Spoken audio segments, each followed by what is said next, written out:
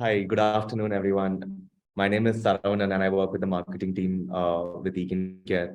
And with me, I have Dr. Raga Sandhya. It's my pleasure to introduce our guest speaker for today's webinar on burnout, recognizing and implementing effective management strategies. Dr. Sandhya is a highly accomplished psychiatrist with experience in fields of child psychiatry, geriatric psychiatry, addiction, and consultant liaison psychiatry. She's a specialist psychiatrist with palliative care and psycho-oncology experience. She has also been awarded a member of Royal College of Psychology in UK, and she also holds a Dubai Health Authority eligibility letter. Currently, Dr. Sandhya works as an assistant professor psychiatry in NRI Institute of Medical Sciences. So, without further ado, I would like to welcome Dr. Sandhya to our webinar. Thank you so much, Dr. Sandhya, for taking out the time to sit down with us today. Thank you so much for the introduction and good afternoon, everyone. So without further ado, Ms. Sandhya, Dr. Sandhya, we'll just get right into it. So why don't we start at the ground level of understanding what is burnout? Okay, so if we go by the meaning, so it is a state of emotional, physical, and mental exhaustions, which could be caused by excessive and prolonged stress. So when we speak about burnout, we usually use this in occupational context. Okay, and so these terms like stress, burnout, depression, so one has to understand that these are not discrete terms or discrete scenarios. So in fact they exist as a spectrum and the symptoms could be overlapping. So what usually happens is when one experiences stress, one tries to adapt to the challenging or the adverse situations and they try to, and when one is not efficiently able to cope with the stress, it can lead to burnout. And when someone is not able to identify and address this burnout as such, in a longer term, it can lead to depression. I see, I understand. So in your experience, Dr. Sandhya, I know we've seen tons of cases of burnout, and given the situation in the market today, we know how employees are overworked in many organizations across. So I just want to understand what are some common signs and symptoms of burnout? So, as you said, like though many people will be experiencing this symptoms of stress and burnout, it would be like difficult to recognize them. So they don't come often as burnout. So when burnout sets in, it affects many different aspects of our life. So it could be the physical health, it could be the behaviors, how a person conducts himself or how one behaves in social gatherings or at work, or it could be mental health issues or like in terms of emotional regulations. So if we first look at the physical aspects or the physical symptoms, what one usually frequently sees is that there will be like low energy. So that feeling of tiredness and drained all the time, the feelings of exhaustion continuously persist. And there could be symptoms like unexplained bodily symptoms, which could be like headaches, different body pains, muscle pains, which are not recovered with rest or even after doing some minor adjustments. And all this can lead to lower immunity, which would in fact can cause frequent illness. The person is more succumb to frequent illnesses. So these could be some of the physical symptoms. Then if we look at the emotional component, so one feels that a helpless feeling that like nothing would help them, or feeling of detachment and feeling being alone. And sometimes they don't emotionally understand what they are going through, that like numbness, they don't feel anything, neither high nor low, they become emotionally numb. In terms of work and all, there will be like loss of motivation, there is loss of purpose, and people tend to also develop cynical and negative outlook. So the perspective changes, not only at the work, but in their personal life also, the overall outlook becomes biased towards the negative sides. And even after doing or accomplishing, there is like decreased satisfaction and there is loss of sense of accomplishment. So these are all emotional symptoms. And when come to behavioral changes, how one's behavior is affected. So they tend to be very highly irritable and they display their anger or displays their anger to people around, or sometimes their colleagues, sometimes be it the family, or they project their anger or frustrations or irritability onto the others. There could be changes in their sleep, appetite, either they could be sleeping less or sleeping more, binge eating, there will be drastic changes in their eating patterns. Then, because of the feelings of hopelessness and detachment, they tend to isolate themselves in spite of wanting. They don't encourage the social gatherings or they don't interact much. And mind you, these are also people who become highly vulnerable to addictions. So it could be any kind of addictions, maybe towards certain drugs, alcohol, and certain behavioral addictions as well. Nowadays there is like internet addictions, gambling, the other form of behavioral addictions too. So overall, we can say that like all these symptoms eventually will has an impact on the effectiveness at the work. So overall performance is affected. So I, these are I briefly the signs. I understand.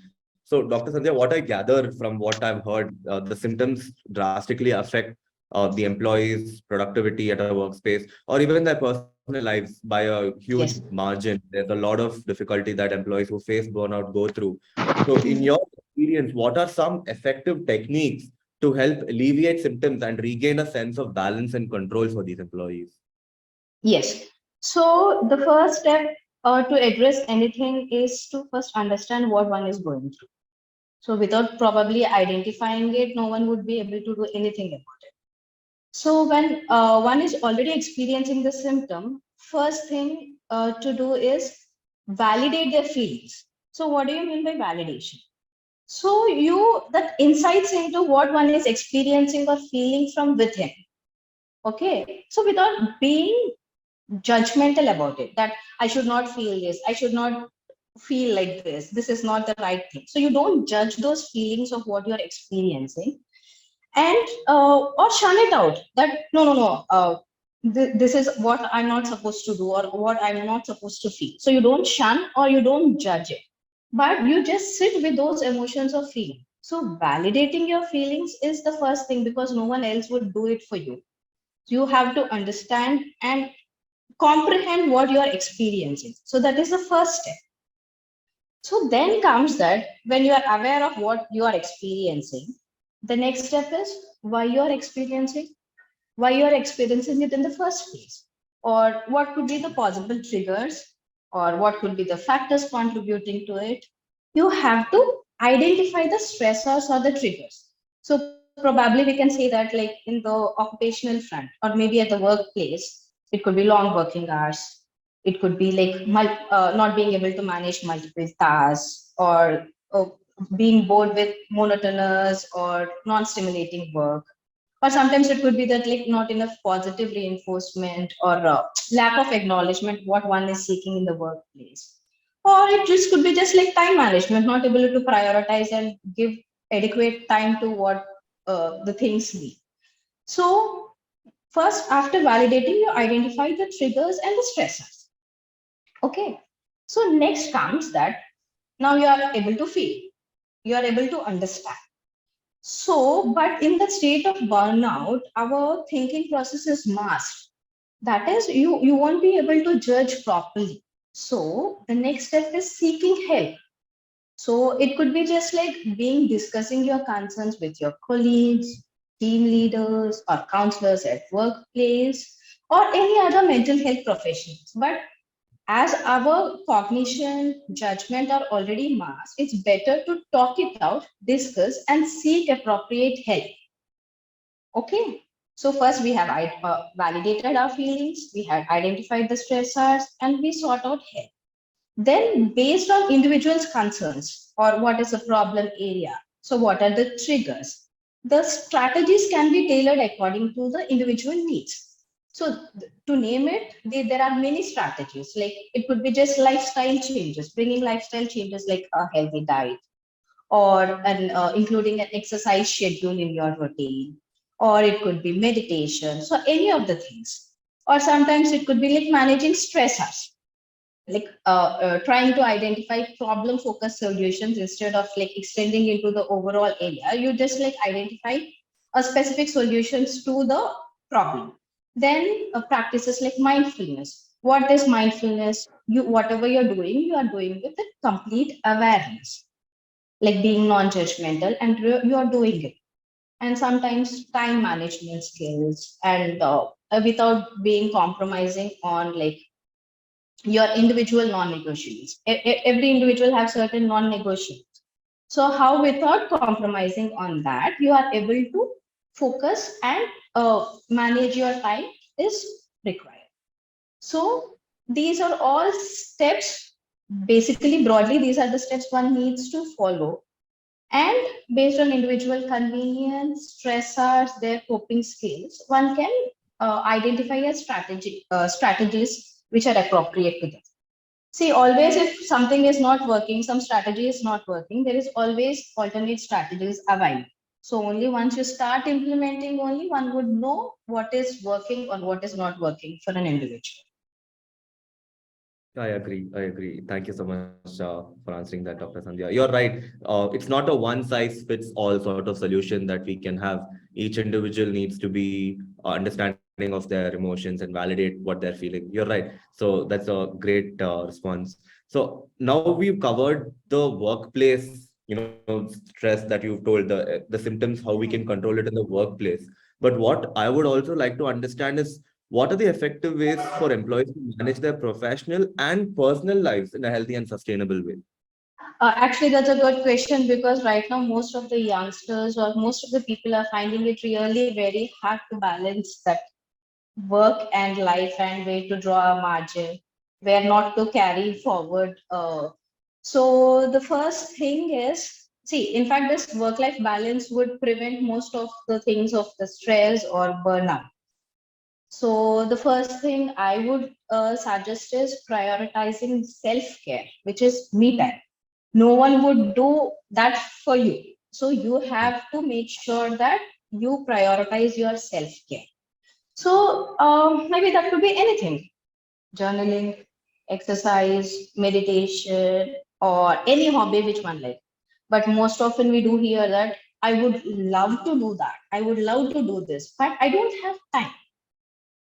See, so ultimately it ends up to time. But like, if you are not able to allot time for your self care, it is high time that you introspect. So maybe for a week you just see how you are spending your time, assess how you are spending your time for a week, so that you will identify that like where and how this can be incorporated. A time for self-care. See, it is not a one-time thing that like, I did this for this time, then rest of the day should be fine. So it should be a constant practice, constant regular practice to prioritize your self-care. So when you assess yourself, how are you spending time, then maybe you will be uh, able to incorporate those activities or those whatever you like or whatever things you rejuvenate you, you would be able to inculcate in your daily routine. So first is that. Then comes perspective. See, everywhere it does boil to the perspectives. So perspectives differ based on maybe the prior experience, the personality types, the challenges ahead, challenges one faces, and the coping skills one applies. So every individual has different perspectives. So when there is a particular stressor or particular demand or particular concern, so you have to think of alternate options available or alternate remedies, solutions, whatever it is, which could work on that particular situations. Okay. Even at the workplace, the perspectives are not only about like how you look at things, but a clear understanding of what are your expectations, like what is expected out of you. So sometimes understanding the expectation and also resetting the expectations would also help. So the next thing is, sometimes many of the stressors one faces could be avoidable. So they might be minor. Added on to that, the cumulative effect would be a larger impact. So something which can be avoided, you need not deal with. So wherever possible, it is best to identify the stressors which can be avoided in the first place. See, either you avoid, alter, or accept. Only three A's to do with it. So if something is avoidable, it's better you just like cut it off so that you have adequate resources to deal with the other challenging tasks or stressors to deal. And then see, again, it comes again to the time management or activity schedule. You will be having many things to do, many to-do lists to be accomplished in a day. So a fixed activity scheduling is really, really important, and trying to make a routine and stick to it. And the routine should ideally involve time for exercising, personal time for recreation, and time to be spent with friends and families. Oh, and I'll talk about something which is like really looked down, which is getting comfortable with routine. So many a times the routine seems to be very boring, and people would look up to some weekend or vacation to feel that energy or high or enjoyment. So you have to take pleasure in the little things in your day-to-day life and be very grateful to it. So when you become comfortable with your daily routine or the menial task which you do on a regular basis and be grateful for it, there will be a huge shift in your perspective and how you look upon things. And not but not the least is the digital detox. So everyone would agree that like we are highly, highly, very much dependent upon the technology right now. So, like digital detox, I mean, detox diets or detoxifications of substances and all, time away from the gadgets, whatever gadgets you're using, and spending time mindfully would really, really help a lot and give us adequate time for introspection.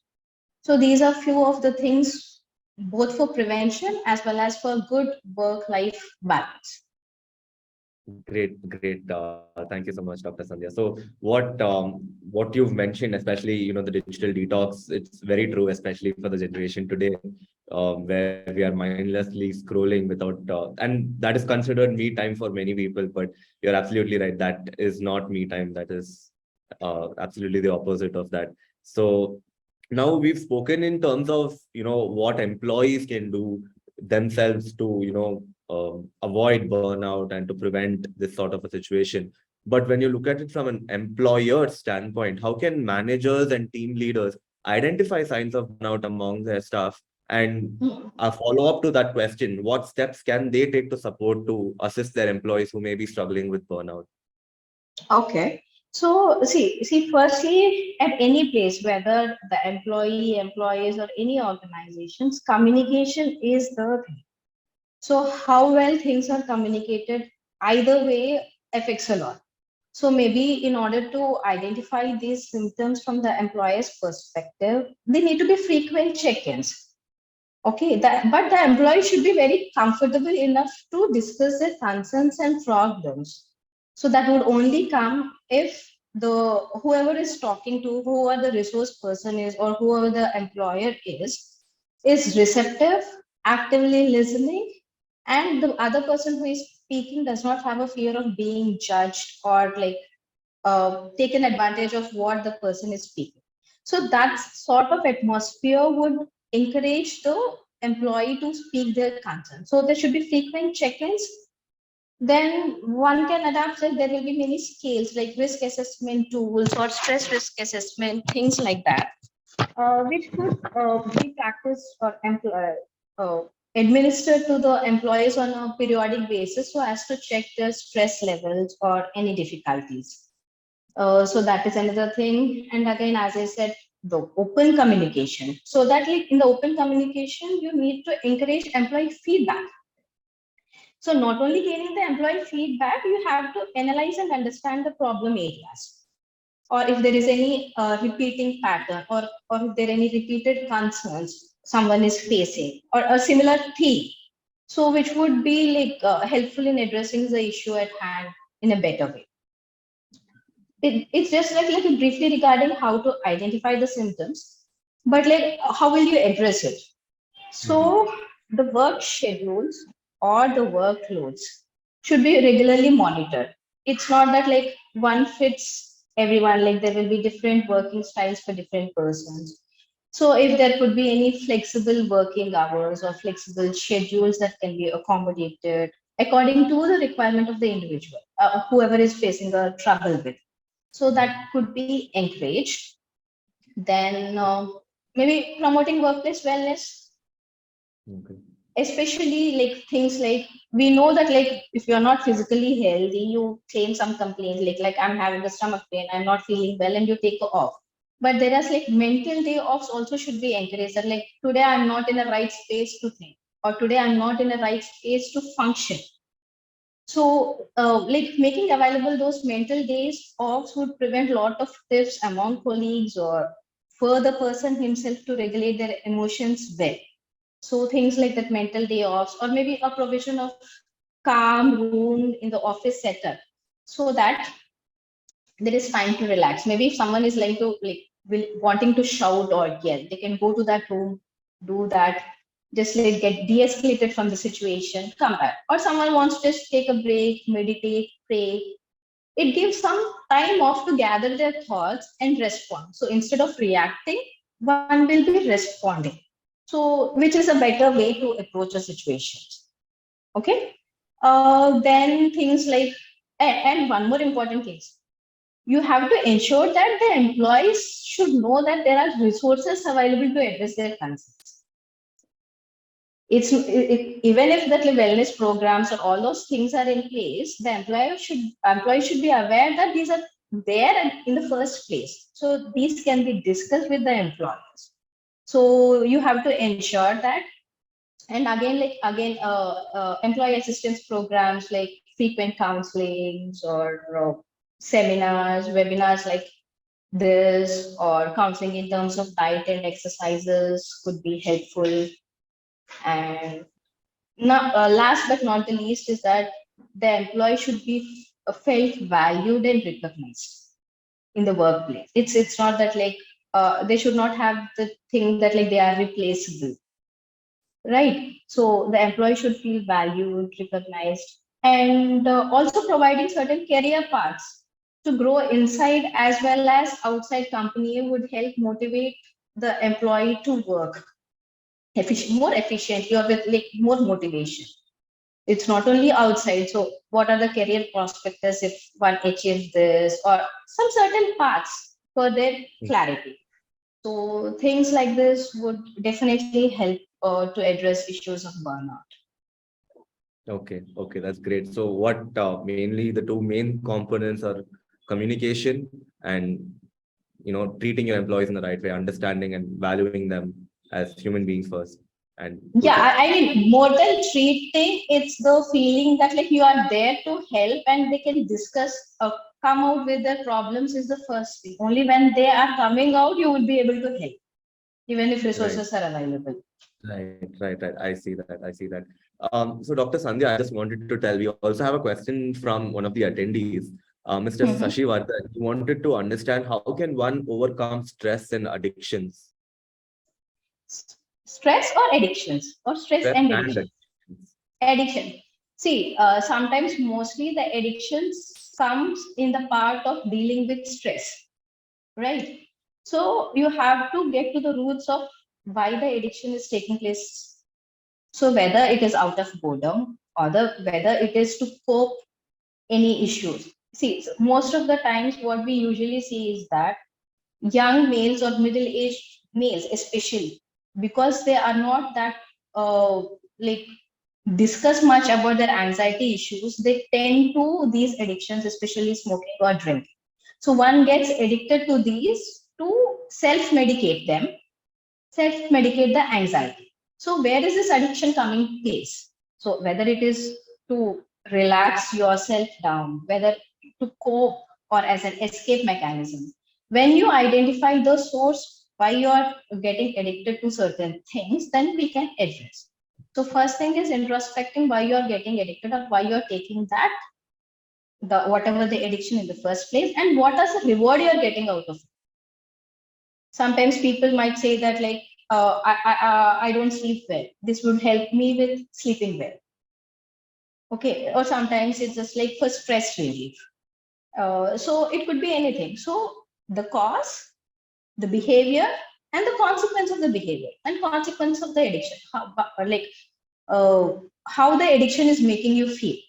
So if you can replace those addictions with something more positive and something more acceptable, then you will be able to overcome those addictions.